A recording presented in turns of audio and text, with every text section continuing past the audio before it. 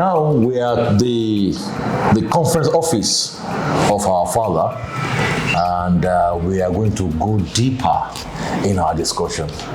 So, as I've said, this is Bwana on the street, and I remain your host, Prince Charles Oluwabeniga Aronsela, and we are on Affinity TV Global. I'm right here with our father, a chief, and a chief in other African country is a king also. So, our father, Abdul Aziz Yassin, who is going to tell us more while we further our discussion. Daddy, thank you so much. Thank you so much. I'm welcome. I'm honored to be in your wonderful office. Now I'm at the conference area where people discuss about many things. Yes, indeed. Sir, yes. What is your drive as you are growing to humanity? As I introduced myself, I'm Abdul Aziz Yassin, and I'm coming from a humble background. In the sense that basically I happen to be the first child who was privileged to access education, probably up to tertiary level. Wow. And I thank God for that, and the rest are following after me. Yes, coming from that background, I have worked in a number of local and international organizations, and I have traveled to some few countries, both Africa and overseas. It's really humbling for me. My journey has basically been working with people in their communities. Wow. So I'm not like a full-time office worker. My work doesn't involve sitting in the office, but traveling around in the field, seeing and appreciating the challenges people go through. So when I do that, I also reflect on my life. Where I'm coming from, how I lived as a young boy, as somebody going to school, primary school, secondary school, university, and now as a professional social scientist. Wow. Yeah. As a professional social scientist, that's wonderful. I know education is sustainable. Yes. So, sir, I want to ask the first question. How can education promote sustainable practice and environmental awareness? Education for sustainability, sustainability of education actually looks broadly. When you say you are educated, actually what is it that you're talking about? The education should not limit you looking only on one side and forget the other side.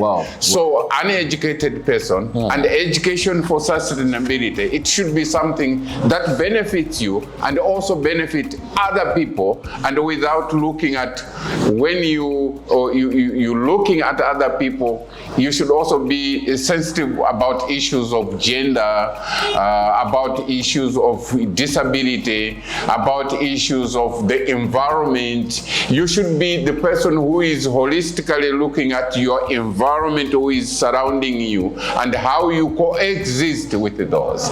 And without also looking at issues of tribal lines, but you are looking at humanity, a person, holistically as one, and not as this tribe or that tribe. Issues of politics also come in because this is what forms part of the integral existence, collaboration, unification of the environment that you are part of it. So that's all what it means to look. For example, if you're talking about in a primary school education, what is it that is making people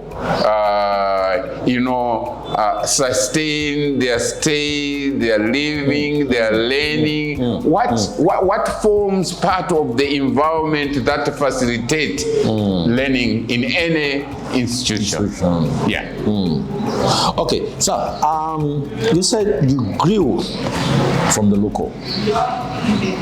Now going to school, primary, secondary, tertiary, and so you both have the role. So I want to say the local communities, what is their role to play in sustainability development? The role of the communities in sustainable development, one, people first and foremost need to believe in themselves. When you believe in yourself, who you are and what you are, and then you should be able to appreciate what surrounds you. You cannot exist if you don't have water. You need water. You need the environment. But the environment with its trees and everything else that surrounds you. But at the same time, you have got the responsibility to make sure that you protect that responsibility, the environment. Right? You know, nowadays you talk about, we're talking about, deforestation. People are carelessly cutting down trees, not taking care of the environment where the source of water comes from, and many other things. This is what actually derails development, and our living conditions are compromised in the process because we are not being responsible ourselves. Sometimes our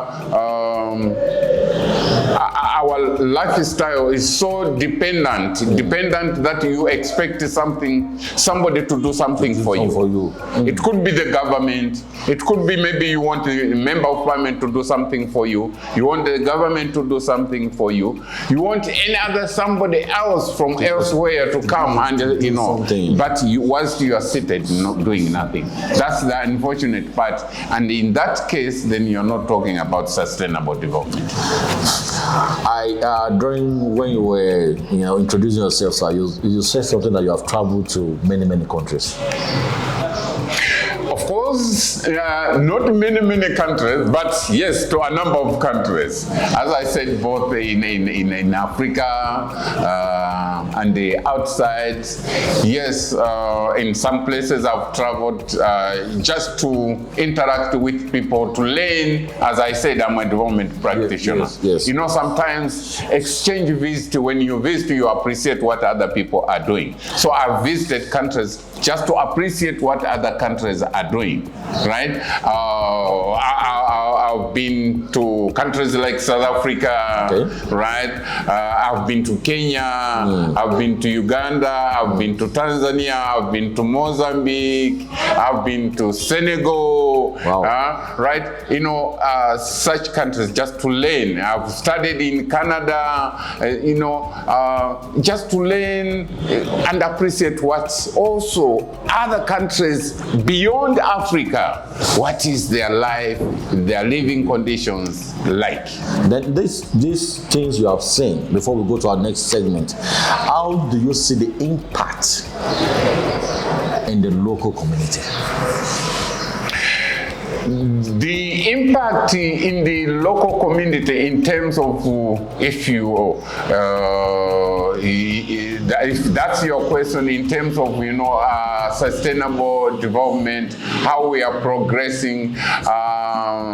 when you look at countries like in Africa, and in my country, Malawi, the country I love most, the country I love most, you see that, you know, we believe and we would want to be progressing, but at the same time, I see that we are retrogressing.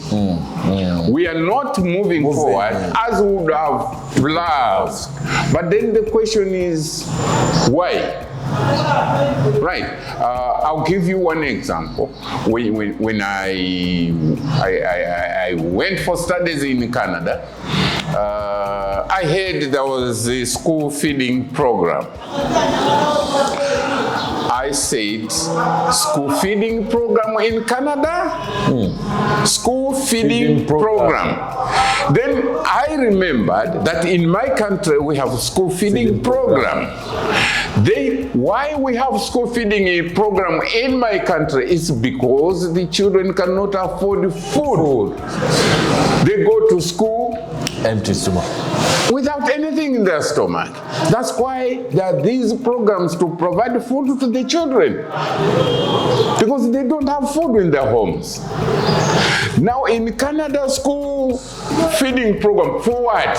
Because this is a first world country, a developed country. Then when I tried to inquire about that, tell me more about school feeding program in Canada. They said because the parents do not have time to prepare food for their children. Not that they don't have the food, but they don't have time to prepare the food. They want to rush to wake and things like that. So they just send their children to school, and then the school prepares food for them. Wow. There's that program to feed the children. Not because they are poor, but because their parents do not have time. Wow. Now in Africa, we have time, but we don't have the food. We don't have the food. We have time. So now if you have time, what makes you not have the food? We have water. Malawi is a beautiful country. I think if you've traveled, you have seen. Yes. We have beautiful mountains. Yes. We have rivers. We have lakes. Not one, but all these things, are we really utilizing them fully? That's the question. You have heard part of it. In our next segment, we are still going to go deeper, because our Father here and the King himself is still going to talk more. We are still live on Bwana on the Street, and we are on Africa TV Global, and I still remain your host, Prince Charles Oduagbemi. I'm here with our Father, Abdul Aziz Yassin. So in the next segment, we'll talk more.